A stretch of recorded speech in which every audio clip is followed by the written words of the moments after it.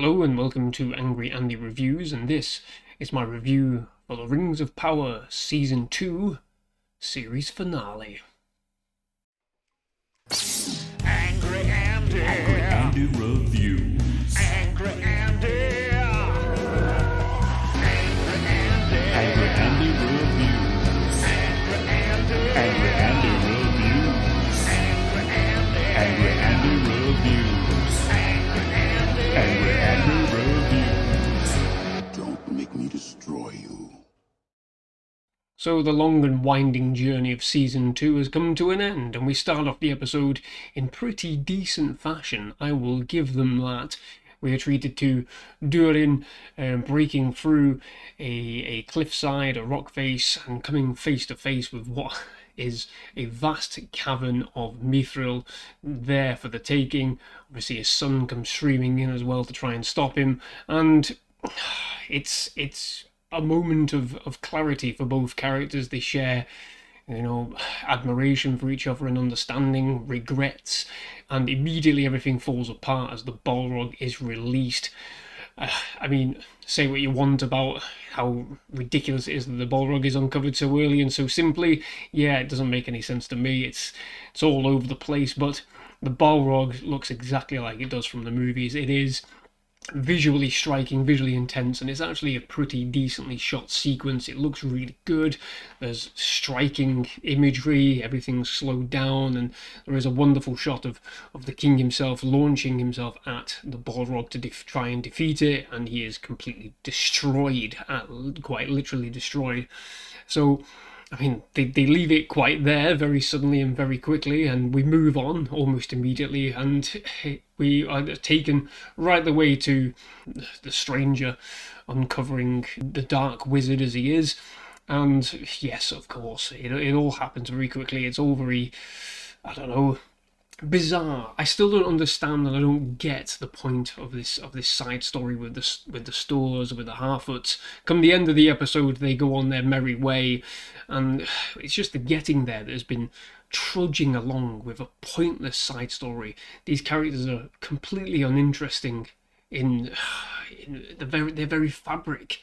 I don't feel anything for the stores, don't feel anything for the Harfoots, and the show almost sort of admits that towards the end of the episode when they seem to go on their separate merry ways. The stranger stops the dark wizard, who uses the phrase "my friend." Are they trying to posit that this guy's Saruman? I don't know, I bloody hope not, because that will fuck a lot of things up. But he stops the dark wizard from crushing everybody with rocks, and then we flash forward to the end of the episode when the stranger finally finds his staff and realizes his name is indeed Gandalf. It's taken all this time to get to that point for what is, an unremarkable reveal. We knew it all along, didn't we? We absolutely knew it all along, who he was and what was going to be the case. And it, like a lot in this finale, there are moments like this where they're wanting a resounding reaction from you, and it feels unearned. It feels either too long in the tooth or too short in the delivery. And again, there's nothing greater than that than when we cut to the Númenorians yet again, and these side stories are just dreadful. They're dire, they're empty, they're vapid. There is nothing going on of interest in Númenor. They crack down yet again on these believers, these followers, and it's uninteresting. I don't care. I feel nothing for them. Elendil himself flees. He takes the sword Narsil with him, and yeah, it's another moment of reveal where he feel nothing. Again, the sword looks exactly like the sword does in the film, and it's just all right then, cool, that's interesting, and off they fuck. We care nothing for the Númenorians at all at this point. We cut to Isildur, who we've seen fuck all of in this entire series, and we're meant to feel something by this. He leaves these people who we barely give a flying fuck about, and again we're supposed to feel something. I feel nothing because these characters are uninteresting, they're boring, they're pointless, they're frustrating because we leave much more interesting sequences such as Celebrimbor and Sauron in this episode. We leave sequences places like that to go and see these nothing burger characters. Arondir randomly turns up completely uninjured by the looks of it. Motherfucker, he was stabbed twice in the stomach. Are you okay now? Alright then. Bullshit. Bullshit. Bullshit. Bullshit. These side characters are just so dreadfully anchoring down much better stories, much better characters in this show. Like I said, we see Celebrimbor and Sauron. Poor Celebrimbor, he's being tortured by Sauron completely. There are arrows piercing him from multiple different places, and ultimately Celebrimbor calls out Sauron as being nothing but a treacherous slob in essence, and calls him out on his ability to craft anything but treachery. And Sauron takes a bit of umbrage by that and spears him completely, thus ending Celebrimbor. And it's sad. It's sad because I feel like as the show's gone on in this second season, much more credence has been given to both Celebrimbor and Sauron in this. The characters have become more interesting. It's almost a shame that we got to the final couple of episodes before we started feeling like this mattered and this had weight to it. Sauron starts corrupting the orcs. We see that orc who has the family back home sort of swear his allegiance to Sauron, and poor Adar is completely struck down by this betrayal of the orcs. They gather around him and kill him in just the way that he ordered them to kill Sauron. It's almost like a full circle coming into place, isn't it? There you go. So here then he's done away with. There's a lovely moment with him and Galadriel where he's trying to reason with her and she's reasoning with him. They almost strike an alliance and it all goes to shit. But again, Adar, this character created for no real purpose other than to try and, I don't know, what were we supposed to be doing? Shipping the orcs as being misunderstood creatures? Well, in this episode it firmly fucks that off, and we just see them as bloodthirsty creatures. Come the end of the episode, that is exactly what they are. Sauron tells them to sack Aragorn completely and kill everyone, and they gleefully go about their job without question. This orc, who was desperate for peace, he's the one that lands the final blow on Adar.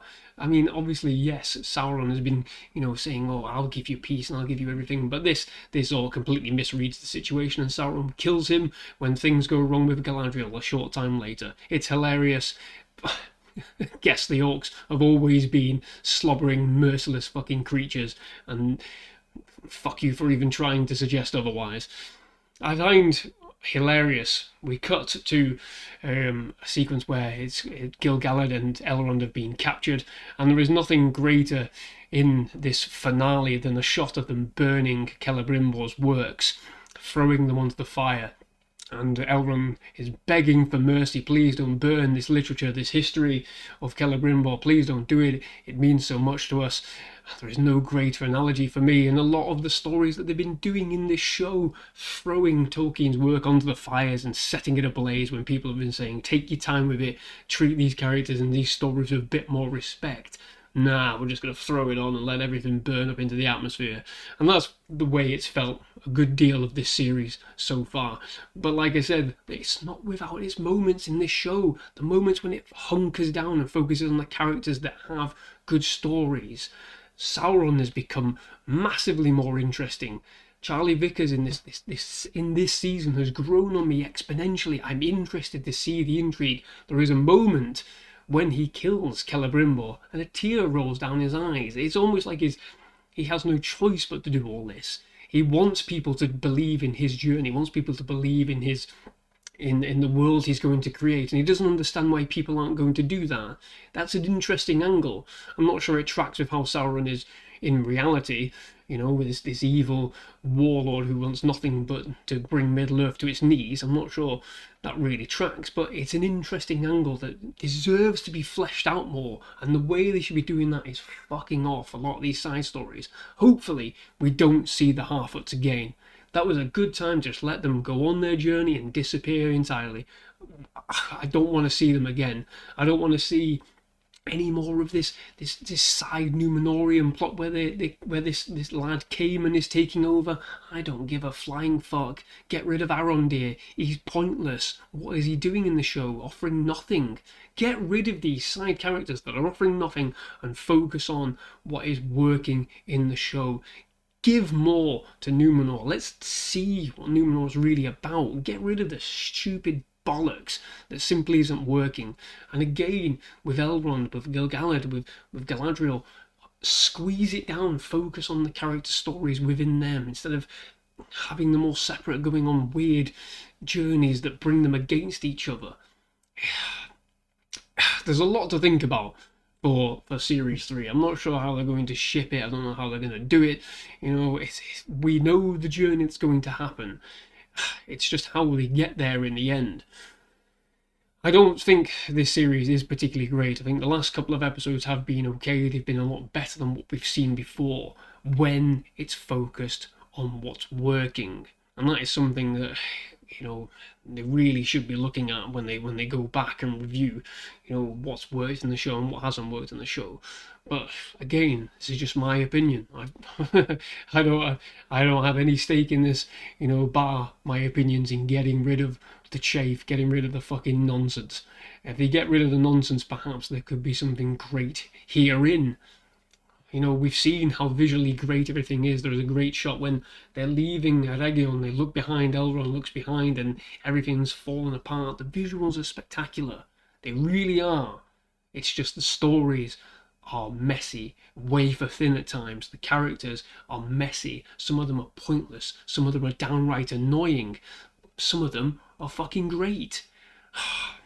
It's frustrating. It's a frustrating watch. It doesn't make me angry. It frustrates me. It really does, because there is something somewhere in this show that could be special. And yet, the nonsense just takes over and ruins it entirely. But there you go. Those are my thoughts on the finale for The Rings of Power Season 2. Is it going to be another 2 years before Season 3? I don't know. These gaps are ridiculous. Why are we having such massive gaps between shows these days? My word, I hope they don't start doing that with the Harry Potter series, because that'll just go on for about 30 odd fucking years, wouldn't it? But there we go.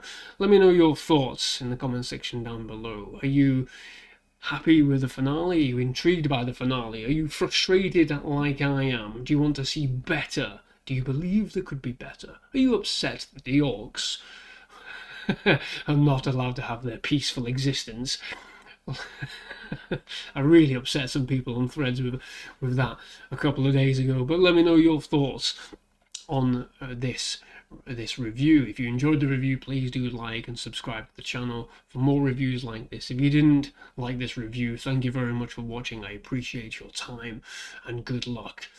Well, that's it for me. I guess we'll see you in 2 years on the Rings of Power reviews from myself.